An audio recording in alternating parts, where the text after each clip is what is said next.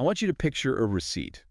A receipt. Yeah, just a standard long white paper receipt like you'd get at a grocery store or a gas station. Okay. I'm picturing it. But instead of listing, milk, eggs, unleaded fuel, imagine it's listing the price of being smart, the price of wisdom. That is, that's a pretty abstract image to start with. But I think I see where you're going. Bear with me, because we are diving into a stack of sources today that are, quite frankly, keeping me up at night. Yeah, they're heavy. Really heavy. We're looking at a series of lectures and notes surrounding a speaker named Hasan Aghamiri. And the core subject matter is, well, it's universal. It's about the bill humanity pays to learn a simple lesson. And the argument in the source material is that this bill is way overdue and we're just massively overpaying. We're paying in the worst currency possible. We're paying in blood. Right. It's the whole book versus blood calculation. Exactly. Book versus blood. And to be clear to you listening, this isn't just some platitude like read a book, stay in school. It's a terrifying look at history. It really is. The source asks a very simple, haunting question. Why does it take a tragedy, a war, or a pile of dead bodies for us to learn something that we could have just thought about? Why do we need the bloodshed? Right. Something we could have learned from critical thinking or reading. It suggests that human beings are fundamentally reactive creatures. I mean, we don't change because we see the cliff ahead of us. We change because we've already fallen off it. It is heavy. And today's deep dive is going to take us to some pretty unexpected places to unpack this. We're going to look at modern pollution. We're going to analyze a nightmare that honestly sounds like an action movie. Very visceral, yeah. And then, and this is the part I'm really struggling to wrap my head around, we are going to try and connect a 7th century religious figure to a 20th century political leader. Imam Hussein and Nelson Mandela. Exactly. I know it sounds like a massive stretch on paper. You've got Imam Hussein in one corner, ancient Arabia, swords, religious fervor. Yeah. And in the other corner, you have 20th century South Africa, apartheid, prison cells, political revolution. But the source argues they are essentially running the exact same software. They are. And it's a piece of software that most of us just do not have installed. No kidding. It's a radical way of looking at your enemy, the guy holding a knife to your throat, and deciding that your job isn't to kill him, your job is to save him. Which, let's be honest, sounds insane. Oh, completely counterintuitive. If someone has a gun in my head, my job is to survive. My job is to neutralize the threat. Evolutionarily speaking, yes, that is the biological imperative. But today we're exploring the argument that mere survival might be the wrong goal if the cost is your own humanity. Okay, well, let's see if you can convince me. Because right now, I'm stuck on the blood part. Let's go back to that book versus blood idea. What is the source actually saying there? Is it just saying people are stupid? No, not stupid. It's saying people are stubborn, and that stubbornness has a lethal price tag. Okay. The speaker uses a really grounded example to explain this. No wars, no soldiers, just air. The pollution issue. So specifically, the pollution crisis in the region the speaker is discussing. He cites this staggering statistic. 50,000 people dying annually due to complications from bad air. 50,000. Respiratory failure, heart disease, strokes, the works. That's a stadium full of people every single year. A small city just wiped off the map. Exactly. And here's the kicker. It's not a secret. This isn't some hidden conspiracy where nobody knows why people are dropping dead. Right, the government knows the stats. Hospitals have the charts. The people coughing on the street know the air is brown. So rationally, you'd expect a massive mobilization. Policy changes, traffic bans, factory shutdowns, immediate action. I mean, if 50,000 people died from a virus in a week, we'd shut down the world. You would think so, but the source points out that the actual strategy, the official, unofficial policy, is to just wait for the wind. Wait for the wind. That blew my mind. Literally, the mindset is, well, if a breeze comes through tomorrow, the smog will clear, and my grandfather won't die. That's medieval. That's hoping the harvest doesn't fail levels of passivity. But we have technology. We know exactly which cars and factories are doing it. We do. But we lack the will to pay the book price. What does that mean in this context? Well, the book price would be reading the data and accepting the hard truth that we need to change our lifestyle. Maybe we drive less. Maybe we shut down a profitable factory and lose money. Right, maybe we have to walk more. It costs money, it costs comfort. Exactly, it costs political capital, and we don't want to pay that. It's too inconvenient. We refuse to pay it. Right. So instead, we pay the blood price. We pay with 50,000 lives. And the source is practically screaming, asking why the death of 50,000 people is easier for us to accept than the inconvenience of changing a policy. It's the path of least resistance. Oh. Because until it's your grandfather gasping for air, it's just a statistic. It's someone else's problem. Precisely. We wait for the disaster to force our hand. We're reactive. We don't learn from the book of wisdom. We learn from the blood of tragedy. It reminds me of, gosh, even something as simple as seatbelts. No, that's a great example. We didn't just decide, hey, safety is good. It took decades of horrific crashes and bodies flying through windshields before laws actually changed. We essentially needed a mountain of corpses to convince us to wear a strap of fabric. Exactly. We needed the blood to write the law. And the source is asking, can we evolve past that? Can we be a species that learns before the crash? Because the cost of learning after the crash is getting too high to bear.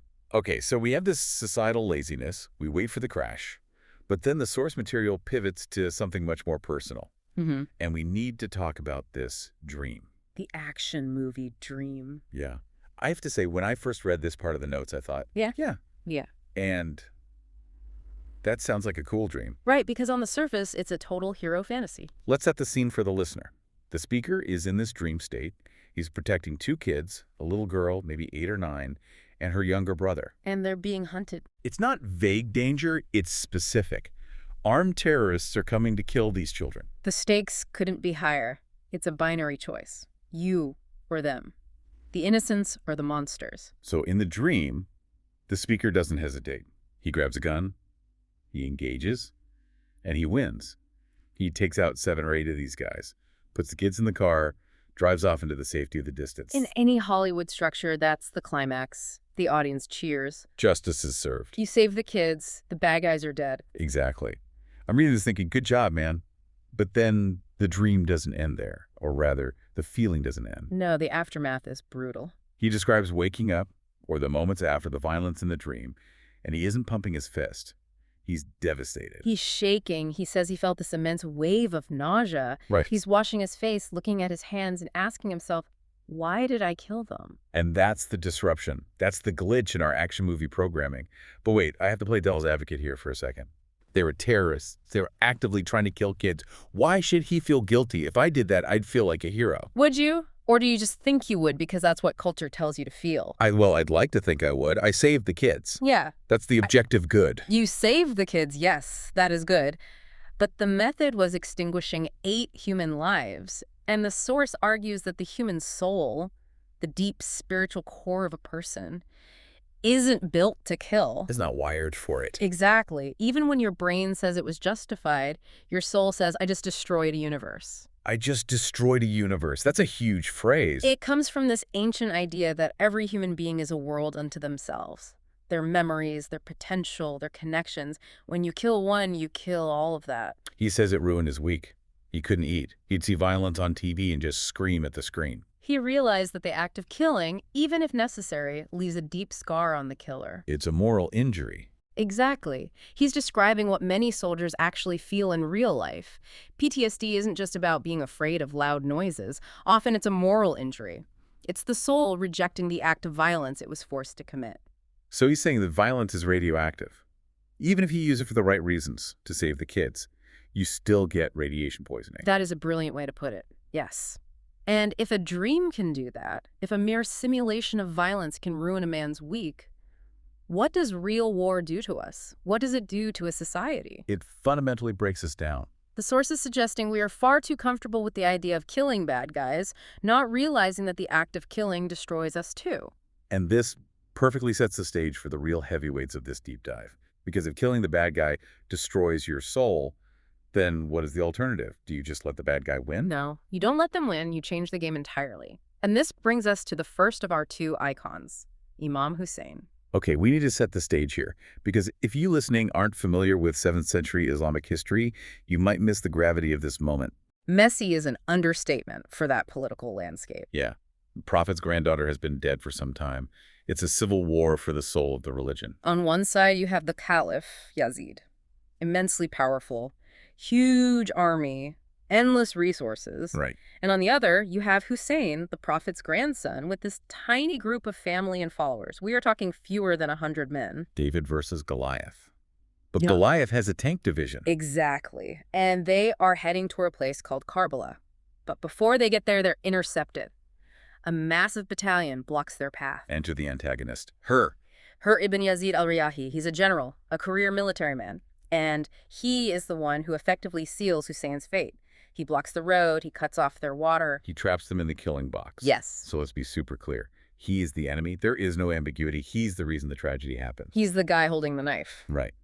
But the source asks us to zoom in on the interactions before the actual fighting starts. Because strategically, Hussein had an opening. An opening to strike first. To decapitate the leadership. The source poses this hypothetical. If Hussein knew Hur was going to trap him, if he knew this man would lead to the death of his children, why didn't he kill him when he had the chance? Why didn't he take the shot? It's standard military doctrine, a preemptive strike. If you know he's going to kill you, you kill him first. But Hussein refuses. And it's not just about rules of engagement, it's about the soul of Hur. The soul of the guy actively trying to kill him. Yes. Hussein's logic, as the source interprets it, is if I kill him now, he dies a sinner. He dies as the man who trapped the prophet's family. He goes to hell. Hussein actually cares about that. He cares deeply. He doesn't want his enemy to go to hell. He wants his enemy to understand. He wants to save her from his own bad decision. That is a level of altruism that honestly borders on illogical. You're worried about the afterlife of the guy who is currently starving you of water. It seems illogical to us because we operate on the logic of survival. Hussein operates on the logic of salvation. He isn't playing capture the flag, he's playing save the soul. He views her not as a monster, but as a sick patient. And you don't kill the patient, you try to cure the disease. And the crazy part of the history is it worked. It worked. It took time. It took incredible patience. But on the morning of the final battle, Hur cracks. The guilt just eats him alive. He looks at Hussein, he looks at his own massive army, and he realizes he is on the wrong side of history. He defects. He switches sides, right in the middle of the standoff. He rides over to Hussein's camp trembling, head down, and begs for forgiveness. Yeah. And he joins the 72 men who are about to die. So he literally chooses death with honor over life with shame. Precisely. Hussein didn't defeat him on the battlefield, he transformed him. If Hussein had killed him earlier, he would have just removed an obstacle. By waiting, by showing mercy, he gained a soul. That is a completely different definition of victory. Usually victory is, I'm standing and you're not. Here, victory is, you realize you were wrong and now you're good. And this philosophy of self-sacrifice goes even deeper. There's another moment the source emphasizes that just highlights this perfectly. The night of Ashura. The night before the massacre. Right. So they're surrounded. They know they are going to die the next morning. It is inevitable. Okay, imagine you're a commander in that situation. What speech do you give? I give the Braveheart speech. Right. You say, we fight to the last man, hold the line, do it for glory. You try to keep everyone there to protect you. Hussein does the exact opposite. He gathers his companions, he gives a speech, praising them, and then he turns off the lights. Wait, like literally turns off the lights? According to the historical accounts, yes. He extinguished the lamps, he made it pitch black, and he said, I am removing my pledge of allegiance from you. You are free to go. In the dark. Yes. He said, these people want me, not you. Take the cover of night and save yourself. He's firing his own army? He's liberating them. He turned off the lights so they wouldn't feel ashamed to leave. He didn't want anyone to see who stood up and walked away. He wanted to give them a real out. That is, I mean, look at modern politics. Look at warlords. It's always, you die for me, you go to the front line so I can stay in the palace. Exactly. Hussein says, I will die so you can understand. It's a total inversion of power. He refused to use his followers as fuel for his war. He wanted their sacrifice to be purely voluntary, based on total understanding, not coercion. It's the difference between using blood as currency for power and using your own blood as a lamp to light the darkness. Beautifully put, and that connects us directly to our second icon. Because if Hussein is the archetype of this in the 7th century, the source argues that Nelson Mandela is the modern mirror of this exact same spirit. Nelson Mandela, 27 years in prison, Robben Island. Most of us know the basics. But the source material focuses on what was happening inside his head during those 27 years. The source frames it like this. Mandela went into prison a fighter, a radical who was willing to use violence if necessary against a violent regime. Right. But he spent those decades thinking about one specific problem. How do I destroy the prison? Not how do I escape the prison? No. How do I end the system of the prison entirely? And the conclusion he reached, and that's the highly controversial part, was that the only way to destroy the prison is to forgive the jailer. Forgive the jailer. That sounds great on a bumper sticker until you actually have to do it. But the source mentions that this wasn't just hard. It cost him personally. It destroyed his marriage. We have to talk about Winnie Mandela and the ANC context here. Now, just to be clear, we're just conveying the ideas in the source material, not taking political sides on this history. Absolutely. We're looking at the philosophy. Yeah. And I want to pause here because it's easy to paint Winnie or the factions as the villains for not forgiving. But let's be real. If someone locked me up for 27 years, beat my friends, killed my people. Treated you like an animal. Yeah. And then my husband comes out and says, let's hug them. I'd be furious. And you would be totally justified in your anger. That's the thing. The source doesn't dismiss the anger of the ANC or Winnie. They had been tortured. They had been oppressed by a racist regime. They wanted justice. And to them, justice looked like retribution. You hurt us, now we hurt you. It's in the most natural human instinct. It's fair. It is fair, but Mandela wasn't interested in fair. He was interested in freedom. And he realized something profound. If you seek revenge, you just keep the prison open. You just change who's inside. Exactly. You might switch who is in the cell and who has the key. Maybe the oppressed now hold the key and the oppressor is in the cell. But the structure, the prison itself, remains intact. So to break the structure entirely, you have to save the oppressor from their role as an oppressor. You have to free them from their own racism. Mandela realized that his jailers were also prisoners. Prisoners of hatred, prisoners of fear. There's that theme again. Saving the enemy. The source uses a metaphor here about the prison system itself. He calls prison a university of crime. I thought this was such a striking point. He says you don't go to prison to get rehabilitated. You go there to learn how to be a better criminal. It's a cynical take, but very realistic. He says prison breeds resentment. It hardens you. So Mandela's logic was, if I treat my enemies like criminals and lock them up or kill them, I'm just creating more hatred. Sending them to the university of crime. Exactly. I have to transform them instead. The source describes Mandela's time in prison as a fast, not just from food, but a deep spiritual discipline. He mastered his ego to the point where he didn't want the destruction of the white minority. He wanted their transformation. And that brings us to the synthesis of these two figures. You have Hussein 1400 years ago and Mandela 30 years ago, both arriving at this same glitch in the human operating system. Right. And the source introduces an analogy that I think clarifies this whole save the enemy concept perfectly. It's the cure analogy. Let's unpack this. The speaker in the source asks, imagine you are a scientist and you discover the cure for a deadly disease. Let's say cancer. Or, he uses boldness as a funny example, but let's stick to the deadly one. Right. Let's stick to a deadly epidemic. You have the cure. It's in your hand. Now, you look out the window and you see your worst enemy is sick with that exact disease.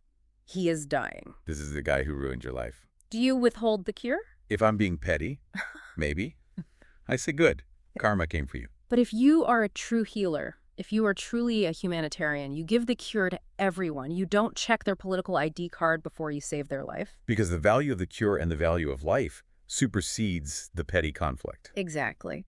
Now, apply this to Hussein and Mandela. The source argues that they viewed evil behavior, oppression, racism, violence, not as a personality trait, but as a disease. Ignorance is a disease.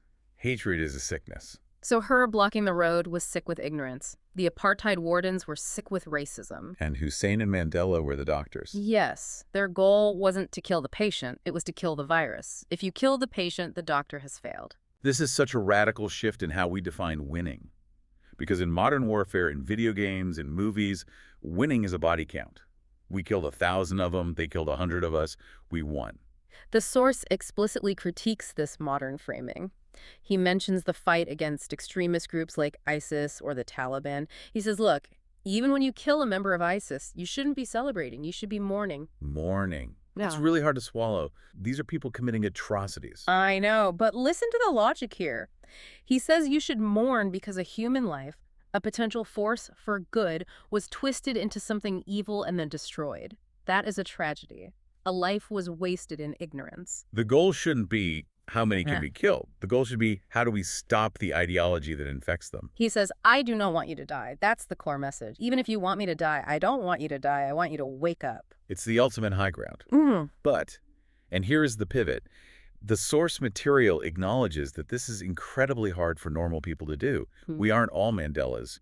We aren't all Husseins. Yeah, we're human. If someone cuts me off in traffic, I'm not thinking about saving their soul. I'm thinking about honking aggressively. And that's where the source gets really grounded. He spends a lot of time discussing the barriers to empathy.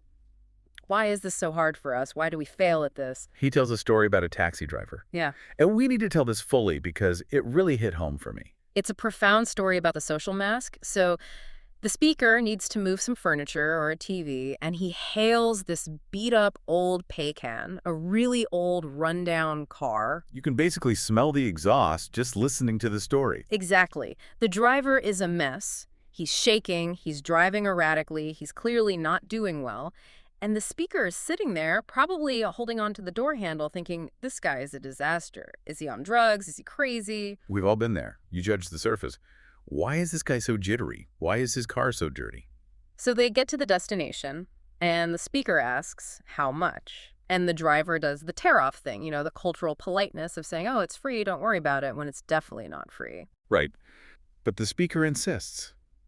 And he reaches into his pocket and gives him a little extra money. Not a fortune, just a bit more than the standard fare. And the driver freezes. He looks at the money. And then he breaks down. He starts sobbing uncontrollably. Screaming at God. Yes, he screams, thank you, God. You didn't let me go home empty-handed. It turns out he has a sick child at home. He has absolutely no money for medicine. He came out in this broken car that nobody wants to ride in, desperate for a fare. He was on the edge of a total mental collapse. The speaker says if I hadn't seen that breakdown, I might have just judged him for being aggressive or weird. We see the symptom, the aggression, the distraction, the bad hygiene. We don't see the cause. A dying child and an empty wallet. He tells another story about a fruit seller that is just as heartbreaking, the Alucha incident. Sour green plums. A father stops to buy some for his little daughter. It's early in the season, so they are a luxury item. Yeah. Very expensive. The daughter is so excited she picks a bag. The father asks the price, and the seller tells him. And the father just freezes. He realizes he can't afford it. But he can't say no to his daughter in front of everyone. He can't look poor in front of his child. He turns pale. The shame. That's what the source focuses on.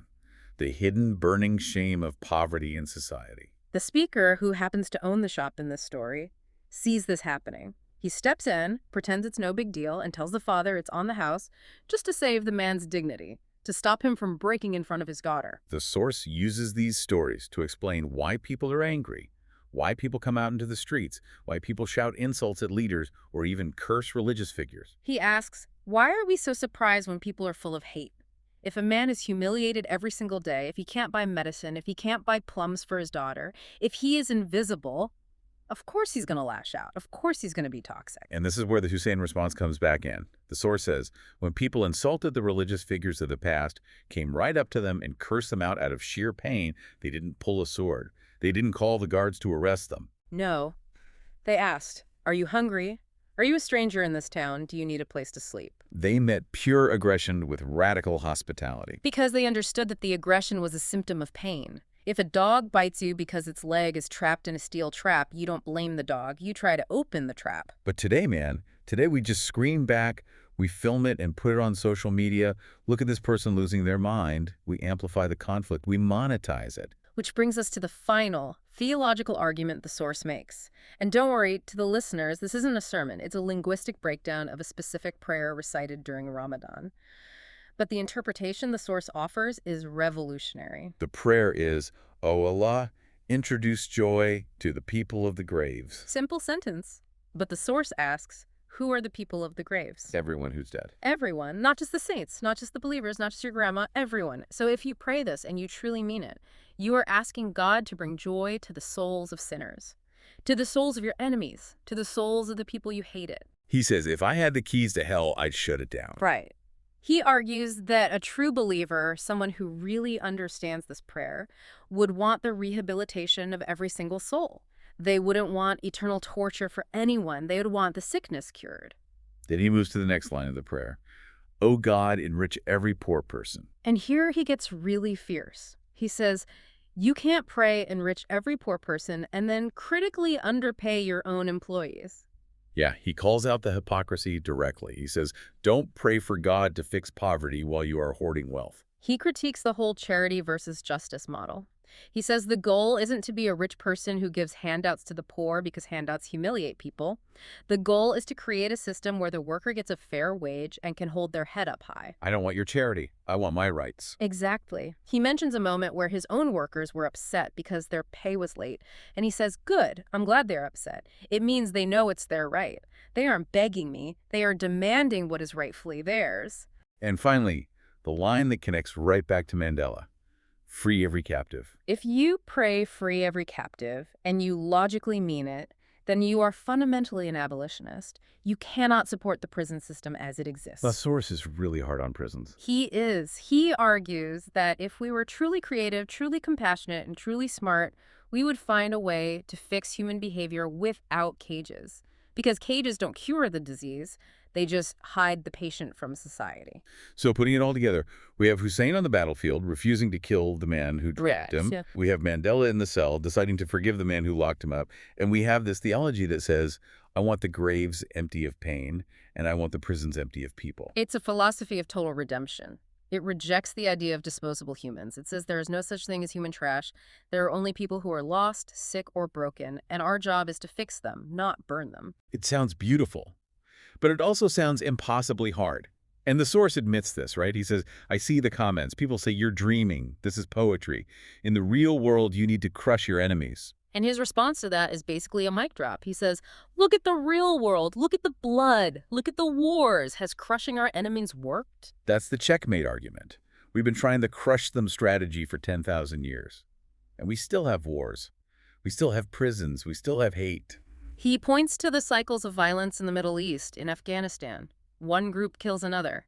Then that group seeks revenge. It never ends. He says, I am tired of the blood. I don't care who is right and who is wrong anymore. I just want the bleeding to stop. There's a poignant moment where he talks about young people killed in recent protests. And he says, I don't care what side they were on. They were children of this land. Their death is a tragedy, period. That is the core of his message, to value the human life above the ideology, to mourn the loss of a hostile life just as much as a friendly one, because both are profound losses to humanity. So, as we wrap up this deep dive, we are left with a pretty heavy mirror to look into. This isn't just a history lesson. This is a direct challenge to you listening. It is. The source forces us to ask ourselves what our actual definition of justice is. Is justice, I hurt you because you hurt me?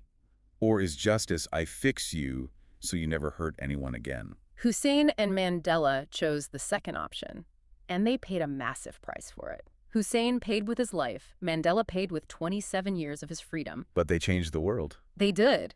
They proved that while you can kill a man, you cannot kill the truth if the truth is rooted in love and radical empathy. The source leaves us with a final thought, and I want to pass this directly to you. Everyone listening has someone they dislike, maybe an ex, a boss, a political opponent, someone who really gets under your skin. The question is, do you secretly hope they suffer? Do you hope they go bankrupt? Do you hope they get sick? Do you hope they burn in hell? Or do you hope they get cured? If you hope they suffer, you are part of the cycle. You are just another inmate in the prison. But if you hope they get cured, if you hope they wake up, realize their mistakes, and find peace, then and only then are you truly free. Then you're walking the path of Hussein and Mandela. that is a tough pill to swallow. But I think it's the medicine we need. It's the book price we have to pay so we don't have to keep paying the blood price. Oh, well said. Thank you for joining us on this deep dive. It's been a heavy one, but hopefully an enlightening one too. Take care of yourselves and each other, even the ones you think you hate. See you next time.